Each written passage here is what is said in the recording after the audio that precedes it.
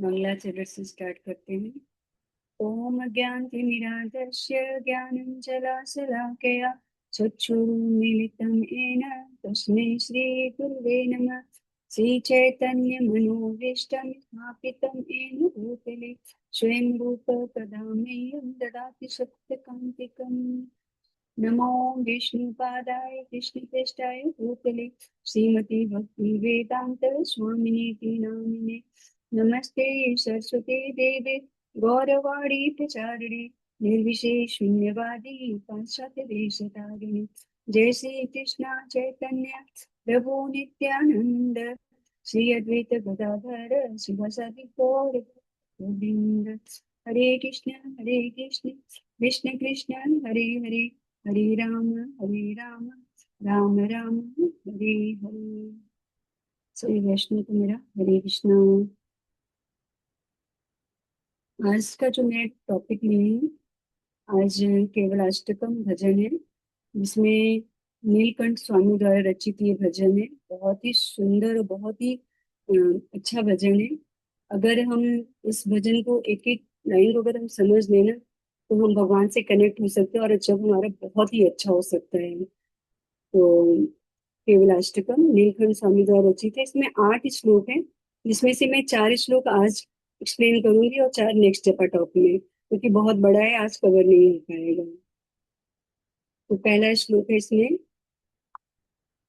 मधुरम मधुरेभ्योऽपि मङ्गलेभ्योऽपि मङ्गलम् पावनं पावनेभ्योऽपि हरे नाम ही केवलम। भगवान का नाम बहुत ही मधुर है, बहुत ही सुंदर है, पावन करने वाला है, जो बहुत ही मीठा है।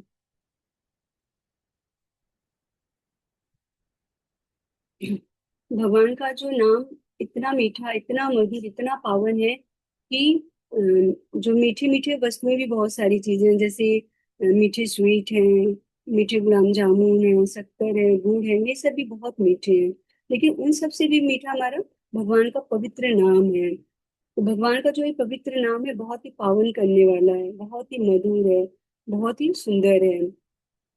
तो जैसे मंगल चीज भी बहुत सारी है, जैसे मंगल स्थान है, बहुत सारे घूमने के लिए तीर्थ स्थान है, लेकिन उन सबसे भी सुंदर है भगवान हरि का नाम। पावनम पावनेभ्यो भी, और पावन करने वाली चीज भी बहुत सारे हैं, जैसे हम हवा से पावन हो सकते हैं, अग्नि से पावन हो सकते हैं, और जल से पावन हो सकते हैं, मंत्रों से पावन हो सकते हैं, लेकिन उन सबसे भी बेटर है भगवान हरि का नाम। हरि का नाम से हम शुद्ध हो जाते हैं और पवित्र हो जाते हैं। तो जैसे यहाँ पे मीठी चीज के बारे में बताया गया, तो मीठी मीठी चीजें जैसे हम गुलाब जामुन बहुत ज्यादा अगर हम खा लेते हैं और इतना स्वादिष्ट है और बहुत अच्छा लग रहा है, अगर हम गुलाब जामुन बहुत ज्यादा खा ले तो उनसे डाइजेस्ट नहीं होगा। लेकिन भगवान का नाम अगर हम जितना ज्यादा लेंगे उतने ज्यादा हम शुद्ध हो जाएंगे, और मेरे अशुभ नष्ट होंगे और हम शुद्ध होते जाएंगे, और मेरा हृदय भी बहुत शुद्ध होता जाएगा। तो भगवान का नाम सबसे पवित्र है, सबसे पावन है। सेकेंड श्लोक है। आ ब्रह्मस्त्ययं पर्यन्तम् सर्वं मायामयं जगत् सत्यं सत्यं सत्यं हरे नाम ही केवलम। तो इसमें आब्रह्म बताया जा रहा है भगवान ब्रह्मा जी को।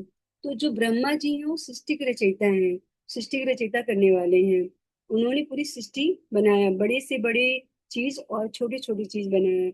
मतलब इतने जानवर ही थे, जानवर हैं, मनुष्य हैं, मनु हैं, और ऋग्वेद सामवेद समवेद, ये सब भगवान ब्रह्मा जी की सृष्टि है। तो भगवान ब्रह्मा जी ने छोटे छोटे घास भी बनाए हैं। तो जो भी है ये सब माया के अंदर में है, और ये क्षण भंगुर है, ये नष्ट हो जाएंगे, ये परमानेंट नहीं है। लेकिन जो भगवान हरि का नाम है वो परमानेंट है। सत्यम सत्यम पुनः सत्यम। सत्य क्या है? भगवान हरि का नाम, जो इस काल में भी रहेगा और अगले जन्म में भी हमारे साथ जाएगा। इस समय भी अगर हम भगवान हरि का नाम जपेंगे तो अगले जन्म तक भी वो हमारे साथ जाएगा। और जो भी इस संसार में ब्रह्मा जी ने बनाया, क्षण भंगुर है, नाशवान है, और इसी योनि में वो नष्ट हो जाएगा। चाहे उच्च योनि के लोग हो, चाहे नीचे योनि के लोग हैं, इसमें सभी को बहुत चिंता है। तो जो मोह में है, माया में है, भौतिक वस्तुओं में है, और चिंता से है, तो अगर उनको इन चिंता से मुक्त होना है, अगर माया से बचना है, तो हमें क्या करना पड़ेगा? हरि नाम लेना पड़ेगा, भगवान का जप से जप लेना पड़ेगा। जब हम जप लेते हैं तो हम भगवान से कनेक्ट होते हैं। तो जप के माध्यम से हम भगवान से संबंध स्थापित करते हैं, हमें भगवान का साक्षात्कार होता है जप के माध्यम से, हरि के नाम से। जब हम भगवान को समझ पाएंगे तो हम माया के चंगुल से नष्ट हो जाएंगे, और हमें कोई किसी प्रकार की चिंता नहीं रहेगी, हमारी चिंता नष्ट हो जाएगी।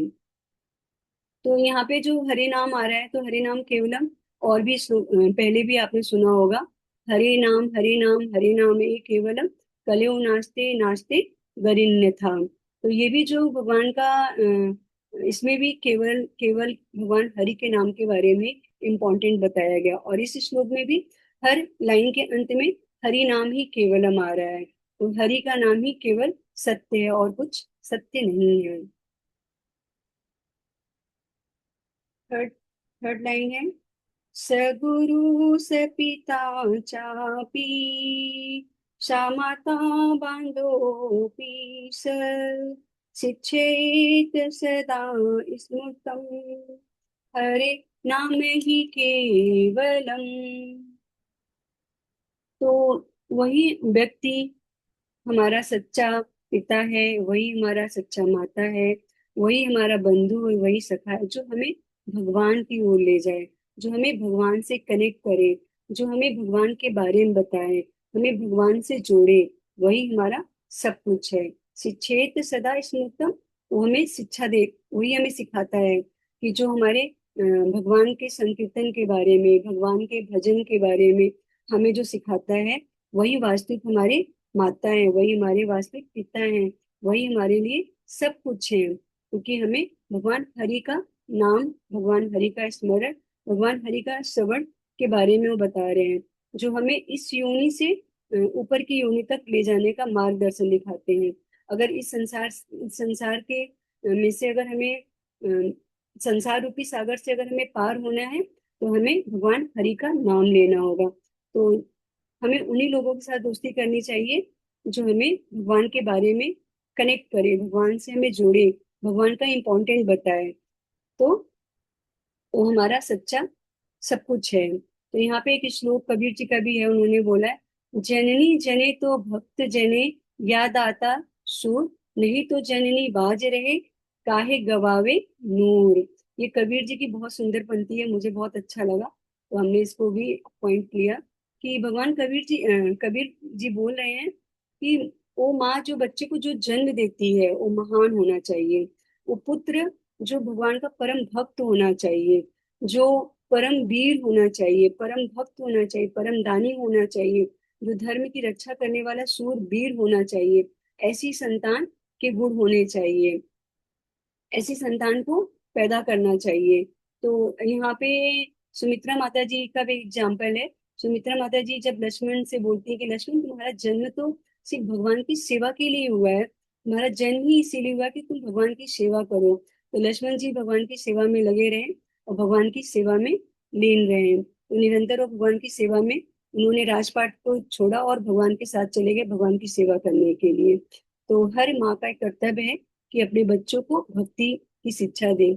और जो बच्चे भक्ति करते हैं, उनका छठवां हिस्सा माता पिता को मिलता है। तो अगर भक्ति बच्चे करते हैं तो उनका छठवां हिस्सा माता पिता को मिलता है। तो बच्चे अगर गलत कर्म करते हैं, पाप कर्म करते हैं, तो भी माता पिता को छठवां हिस्सा मिलता है। तो इसलिए बच्चों को शुरू से ही, बचपन से ही उनको भक्ति में सिखाना चाहिए, भक्ति में लाना चाहिए।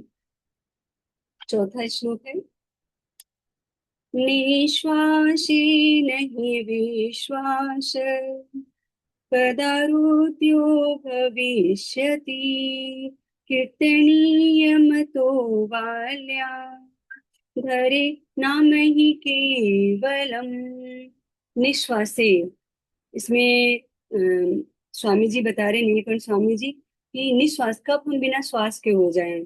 किसी को पता नहीं कि हमारा श्वास कब रुक जाए, हमारी मृत्यु कब आ जाए, किसी को नहीं पता है। तो हमें कीर्तनीय मतो बाल्यात, और हमें कीर्तन करना चाहिए बाल्यावस्था से, चाइल्डहुड से ही हमें।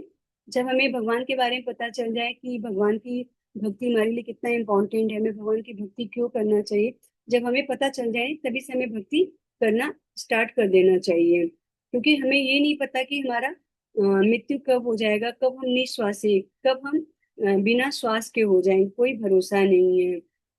कब हमारी मृत्यु आ सकती है। तो कुछ लोग बोलते हैं, अरे कब, कल किसने देखा है, खूब मौज करो और भोग करो। नहीं, तो भोग और मौज नहीं करना है। कब हमारा अंतिम सांस आ जाए, हमें क्या करना चाहिए, भगवान का नाम लेना चाहिए, भगवान का कीर्तन करना चाहिए, और भगवान के बारे में हमें चिंतन करना चाहिए, भगवान के बारे में हमें श्रवण करना चाहिए।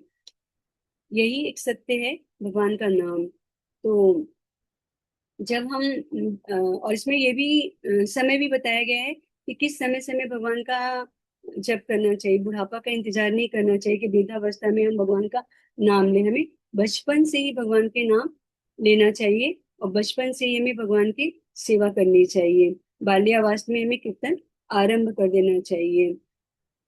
तो बाल्यावस्था से अगर बच्चे भक्ति करने लगते हैं तो उनकी भक्ति आगे बढ़ती ही चली जाएगी, और वो पथभ्रष्ट नहीं होंगे, और वो उचित मार्ग पे चलते रहेंगे। तो यहाँ पे मैंने आज 4 श्लोकों के बारे में बताया। तो हम इसमें हमें ये पता चल रहा है कि हर एक श्लोक में हमें यही पता चल रहा है कि हरि का नाम कितना इम्पोर्टेंट है। हर चीज में हमें हरि का नाम बहुत ही इम्पोर्टेंट है, और बहुत ही मधुर है, बहुत ही मीठा है, और बहुत ही पावन करने वाला है। यदि हम हरि का नाम लेते हैं तो हम शुद्ध हो जाते हैं, पवित्र हो जाते हैं, और पावन हो जाते हैं। तो हरे कृष्ण कृष्ण कृष्ण हरे हरे, हरे राम राम राम हरे हरे। अगर हम जब हम जप करें, और जप करते समय हमें पता चल जाए कि निश्वासे श्वास से कब हम, मेरा आज अंतिम समय है और हमारा अंतिम समय आने वाला है, पता नहीं कल आएगा कि नहीं आएगा। तो जब हम और एकाग्रता से और मधुरता से और उत्साह से करेंगे और कॉन्सेंट्रेशन से करेंगे कि हमारा जप और अच्छा हो, कल पता नहीं आए या ना आए। तो इस लाइन को अगर हम याद रखते हुए भी जप करें तो हमारा जप बहुत ही अच्छा हो जाएगा, बहुत ही मधुर होता जाएगा। तो हरे कृष्ण महामंत्र का इतना इम्पोर्टेंट है। हरे कृष्ण कृष्ण कृष्ण हरे हरे, हरे राम राम राम हरे हरे।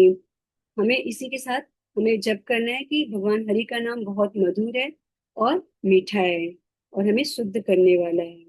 हरे कृष्ण। थैंक यू प्रभु जी। हरे कृष्ण।